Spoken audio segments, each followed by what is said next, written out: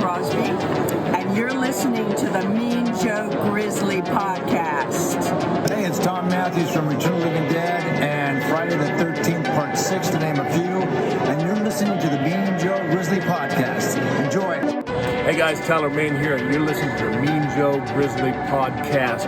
Hi, I'm John Russo, screenwriter of Night of the Living Dead. Welcome to the Mean Joe Grizzly podcast. Enjoy.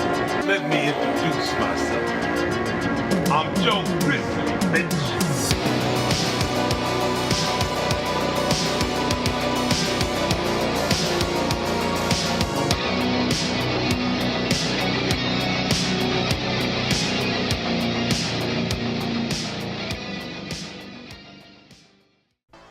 What up, Militia, Mean Joe Grizzly here. And when I'm not trying to track down a serial killer that's got me so paranoid that I'm looking behind doors and checking every dark corner in my house, I'm at the Grizzly Cave, watching movies, reading comics, listening to metal, and of course, crushing beers.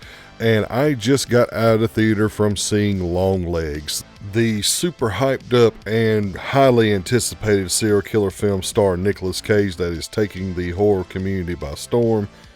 And I want to talk about it.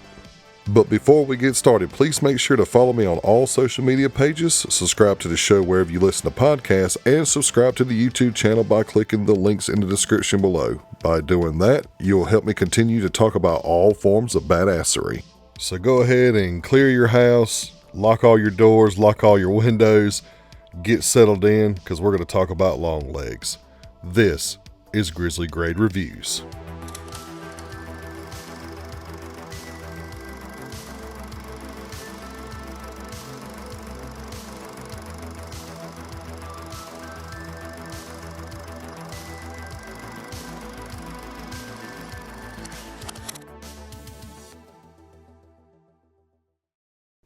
Talented rookie FBI agent Lee Harker is tasked to help solve an ongoing serial killer case involving the occult.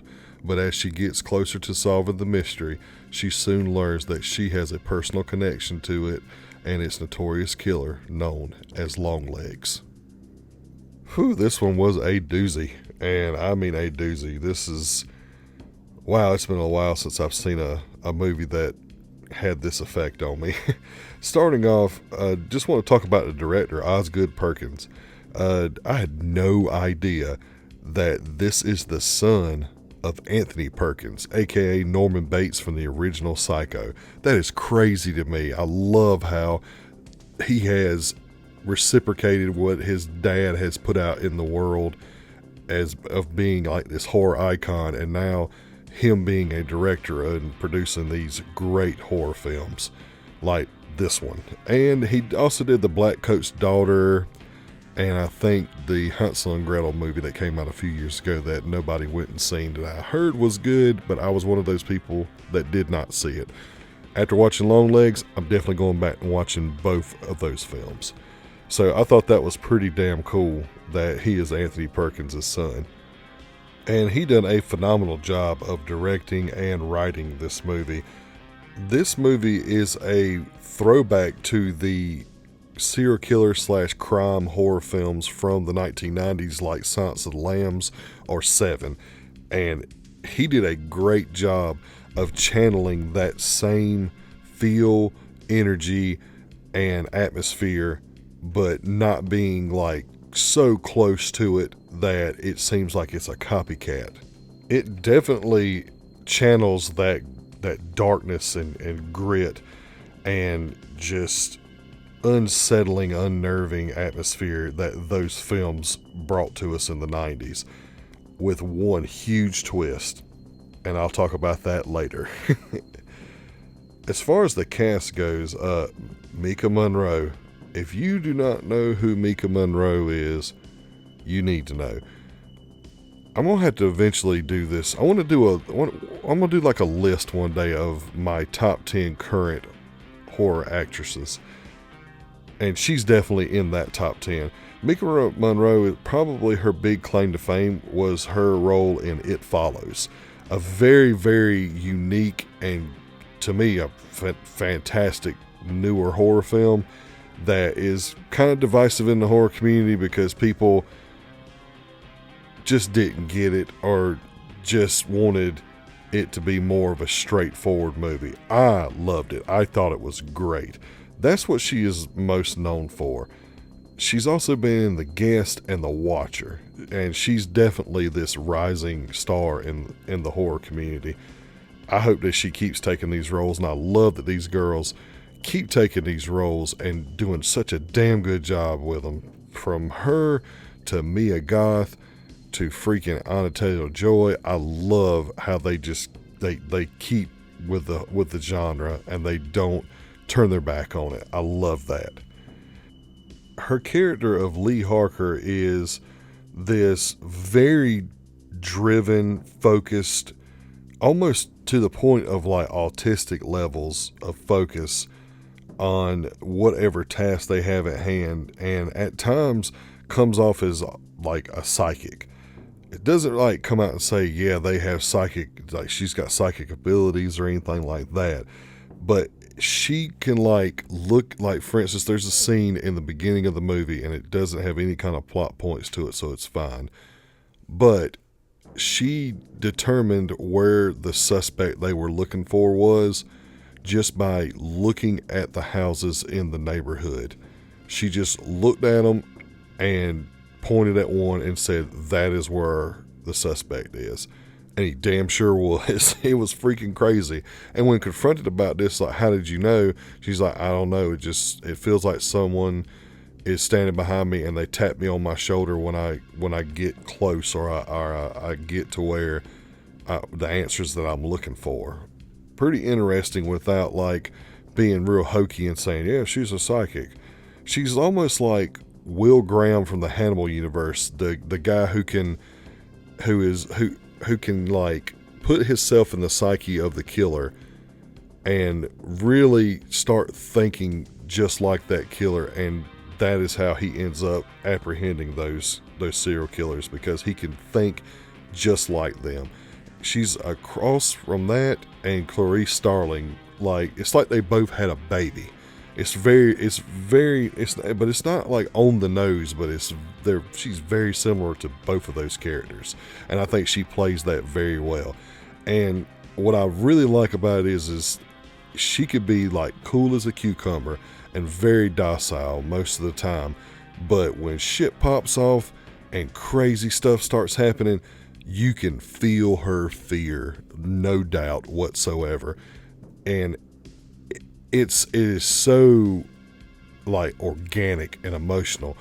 There are scenes, you see them in the trailer. There's like a scene where she hears something outside and she goes outside, and in the background you see somebody in her house through the windows. That scene and her reaction and how she was carrying herself in that scene's super fucking intense, and it's almost like your heart is beating along with hers in this huge, like like the anxiety was through the roof at times in this movie, and you feel it through this character. She does an absolute phenomenal job, and I cannot wait to see what she does next. Alicia Witt plays her mother in this movie, and her performance is great too. It's almost haunting, like the way that she, when you see her, when you hear her voice on the phone in the movie, it's not that bad. She just sounds like a regular mom, but there's like a little thing off there, like maybe she's got some type of mental illness, and then you see her in person, and that point of view of her and the interaction between her and her daughter is very unsettling, but not something that is out of this world, like wouldn't be believable at all. She does a great job. And that's all I'm going to say about her character, because I don't want to spoil this movie for anyone. So moving on, Blair Underwood plays Agent Carter. That is the senior officer to Lee Harker, and he does a great job of playing that grizzled senior detective that's trying to take this rookie under his wing and not only show her the way, but allow her to show him something that he may not know. They're kind of learning from each other. He does a really good job of that. And then we got Sabrina the Teenage Witch herself. Karen Shipka has a very small role in this movie, but that little 3 to 5 minute scene that she's in is great because she is like the definition of insanity. Like, loved it. Like it was very organic because it literally felt like you were sitting there talking to a crazy person. She completely nailed it. And I've been sitting around talking about all these other characters, and I haven't even mentioned the star of the show yet, and that is Nicolas Cage. Man, Nicolas Cage as LongLegs. Holy shit. Like, truly creepy as fuck. Like, I don't even... It was not the look that I was expecting, and they've done a damn good job of not showing you a full frontal like view of his character in full makeup. And it was not what I was expecting. In fact, it was a lot more grounded of a look than I expected it to be. I thought that we were going to get this very exaggerated like design for this character, and the one that they went with was kind of like this, follow me here, an albino glam band singer with this horrible like puffy botched plastic surgery face. That's the best way I can describe it. He is so white and so pasty that he looks like someone hit him in the face with a bag of flour. It's as dumb as slapstick as that sounds. It is creepy as fuck. Like, he kind of looks similar to, I don't know if y'all ever seen that movie Mask, the one that's got Cher in it, back in the day, about the guy who has the deformed face. It's like based on a true story. It looks a lot like that. Not as exaggerated, but he's got this massive fucking head, and his cheeks are really puffy, and his nose looks weird. He literally looks like botched plastic surgery. And Cage was being Cage, but he was also not being Cage. And I know that probably doesn't make any sense to most people, but people who have seen Nick Cage over the years know that Nick Cage has this style, this unique, crazy style to himself, and sometimes he lets that out and it's phenomenal, and sometimes he lets it out too much and it kind of puts a damper on things and kind of makes you not take his character serious. He at times let it loose a little bit too much, but for some reason in like a movie that I thought that if he acted this way, it was going to completely derail the tension and you couldn't take the character serious. It made the character of LongLegs even more unsettling. I mean, flat out, if I seen this guy on the street, I would haul ass. I'd run. Don't get me wrong, I ain't no small guy. I'm actually a pretty big dude, and I don't get scared easy. But if I seen this guy, I would try my best to get the hell away from him, because he is that unsettling and just makes you so damn uncomfortable when you're looking him in the face. Just gives me the heebie-jeebies just thinking about it. He just does. He does a phenomenal job. It's definitely going to be a character I think that people are going to be talking about for years to come. And I don't think it's just Nick Cage's performance that is going to solidify LongLegs as this like rememberable horror character, but also the writing that Osgood Perkins does here. Like the plot, there was stuff in it that I expected, but there was stuff that I did not see coming. And the way that he writes this story, he hits all those beats that those 90s crime/serial killer movies have, but he puts out all these little plot points, and they're all going on kind of at once, but not in a confusing way, in a very simple way. And right when, because this movie's split up into chapters, I just want to throw that out there. I believe there's 4 chapters in this movie, maybe 3. But what he does is he has all these plot points going on. As each chapter goes, obviously the plot gets tighter and tighter. So he ends up, when the twist comes, you're like, okay, all this shit's still up in the air. What's going to happen from here? And he kind of pulls the plot threads taut, and they all come together in this really nice, great, like, reveal. And I enjoyed the hell out of that. I think that he did a fantastic job of having a plot twist without it being cliche and without it being this out of nowhere shit. Just something that he was talking about throughout this entire movie in subtle ways, that he did such a great job of coming 360 around back to it. I love that. And the violence in the movie, it has some pretty nasty violence. Now, is it like Terrifier? No. Is it like, I think it's not even on the level of like a Maxine.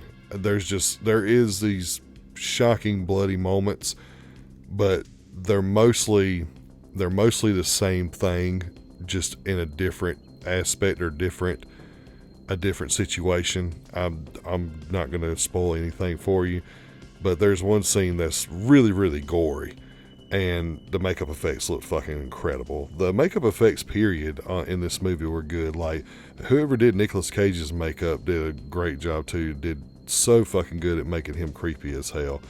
The set pieces, like setting it, and I believe this movie, it takes place in Oregon in the like early 90s.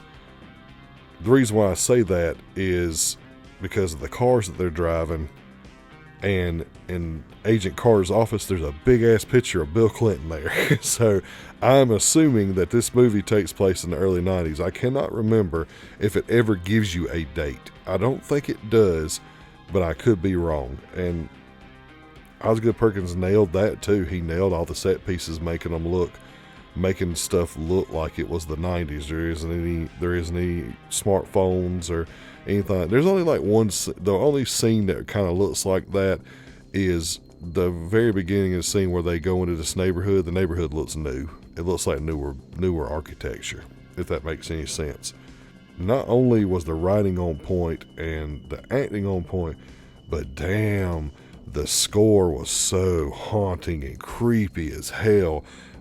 I don't know who did this score. I think it was a group called Zildjian or something like that. I don't know if they're a group or it's a singular artist or what, but their score was absolutely incredible. Just it creates this atmosphere of dread that I absolutely loved. And it even has like moments where there's like sharp notes and stuff that in normal movies like Insidious, where that sharp note is the drive of the scare. This is more of like part of the atmosphere when it gives you these sharp little notes and little moments where you have like really tense music with really high pitched noises and stuff. It kind of it blends with the atmosphere and is timed so great. Great soundtrack. Absolutely love the score.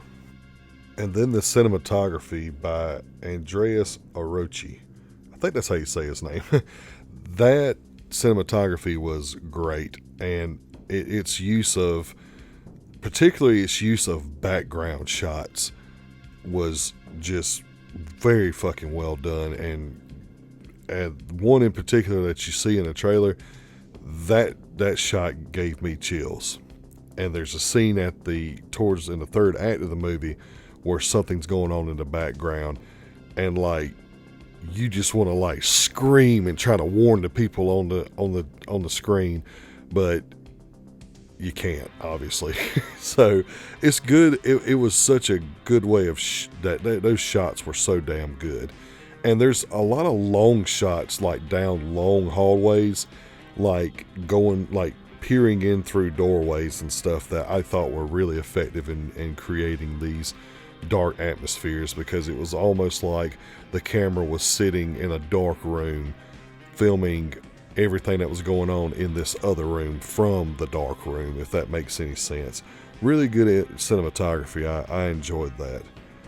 But was there anything that I didn't like about it? Yes. There was one small gripe that I have, and I mean small gripe, because once again, I don't need everything explained to me in a movie. In fact, I kind of hate it when a movie holds your hand and tries to force feed you the explanation, the origin, the plot, whatever. I just need some simple details. That's all I need. And I do think that the events that transpire in the third act, there are things that have, once again, I say with the plot, all these plot threads are out there and they all get pulled taut at the end and it comes together real nice. But the one thing that happens that just really bugged me, because, and I say really bugged me, but it didn't. I just wanted more. There's stuff that happens that there isn't an explanation. It's the big twist happens and you're like, oh shit, that's crazy. And then there's this little tidbit that you see and there's no explanation on how it works. And I wish I could talk about it, but I don't want to spoil this movie for you. But that one little detail was kind of disappointing because I just needed a little bit, just a little explanation. I don't need a big explanation, just a little explanation. That's really the only gripe I have about this movie. So far, this is the best horror film I've seen this year. Yeah, I'm saying it. I loved Maxine. Maxine was great. I loved Abigail. Abigail was great. I loved Infested. Infested was great. Stop motion, great. But LongLegs did it for me. I just haven't seen a movie like this with the true crime grit to it. I haven't seen a movie like this in a very long time. And I think that we've kind of been craving that in the horror community. So it's really good to see someone take that, pay homage to it without like just bastardizing it or purely copying it. And not only that, just the way that Osgood Perkins like paid tribute to that entire little subgenre from the 90s, like how he created like Mika Monroe's character, like making her like very similar to Will Graham and Clarice Starling without being carbon copies of both of them. I loved how he did that. We've been needing a movie like this. We need something to break up the monotony in horror where you got 25 possession films every freaking year, or we got 5 slashers that came out this year, blah blah blah. We need stuff like this. We need different stuff like this. And I've really enjoyed this. So with all that being said, LongLegs gets a 4.75 out of 5 and is definitely Grizzly grade guaranteed. Go see this movie.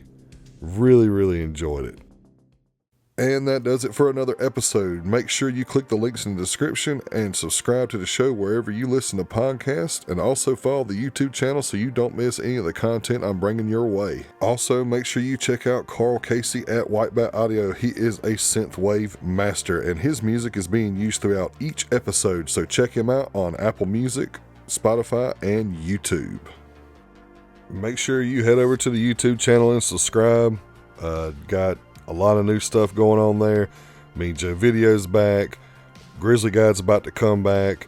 Got another episode of Monster Manual coming out next month. About to start Heavy History. We got a lot of good stuff happening over there. I hope you enjoyed this episode and my review of LongLegs. Please go out and see this movie, guys. Go out and support it. It's to me, it's the best horror film of the year so far. So head out to your local theater, go check this one out, guys. We got to support these good movies, because if not, we're just going to keep getting bullshit. We need to put money into these good movies. Got a bunch of good movies coming up, or I should say highly anticipated movies coming up. You got Twisters, and you got Deadpool and Wolverine coming out to finish off the month of July. So stay tuned for reviews on those. And remember, I'm Joe Grizzly, bitch.